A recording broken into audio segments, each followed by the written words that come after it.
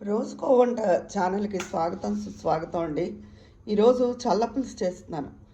దాన్నే మజ్జిగ పులుసు అంటారు. అంటే కొంతమంది మజ్జిగలో ఉల్లిపాయలు పోపు పెట్టేసి అది మజ్జిగ పులుసు అంటారు. కాదు ఇది.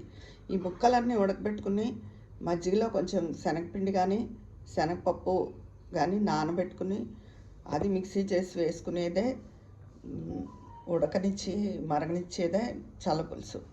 ఇందులోకి ఆనపకాయ, టమాటో, బెండకాయ, వంకాయ ముక్కలు వేస్తున్నానండి.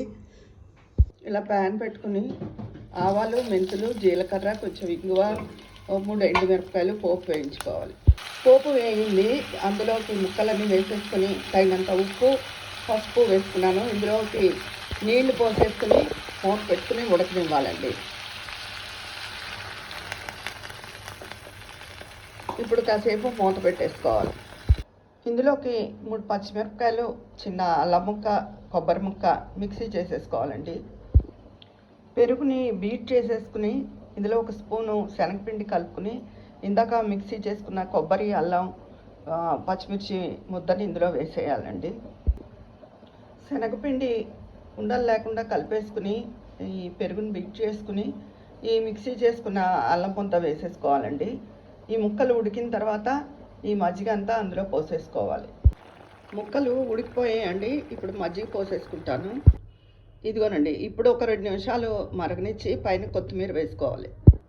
ఇదిగోనండి, ఎంతో రుచికరమైన మజ్జిగ పులుసు, చల్ల పులుసు అంటాం మేము.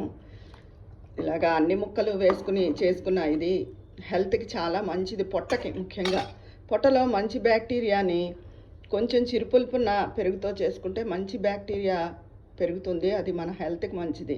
వారానికి ఒకసారైనా ఈ చల్ల పులుసు మధ్య మధ్యలో పెరుగు పచ్చళ్ళు చేసుకుంటే ఆరోగ్యానికి చాలా మంచిది. మీకు కనుక ఈ వీడియో నచ్చితే నా రోజుకో వంట ఛానల్కి సబ్స్క్రైబ్ చేసుకోండి, షేర్ చేయండి, కామెంట్ చేయండి, లైక్ చేయండి. ఉంటాను, మీ విజయ పన్నాల.